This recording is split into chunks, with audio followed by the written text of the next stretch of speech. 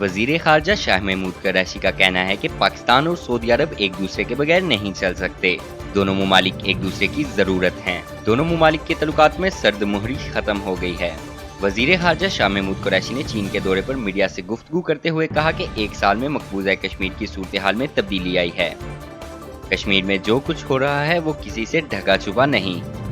कश्मीर की हालत बद से बदतर होती जा रही है। आज भारत के अंदर से कश्मीर के हक में आवाजें उठना शुरू हो गई हैं।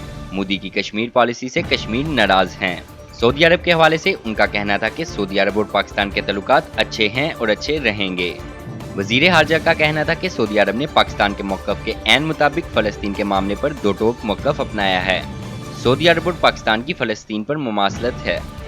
शाह महमूद कुरैशी ने मजीद कहा कि मेरी ख्वाहिश है कि आइंदा आने वाले दिनों में सऊदी अरब के साथ तल्लुकात को मजीद मजबूत करने के लिए रवाबत की ज़रूरत है।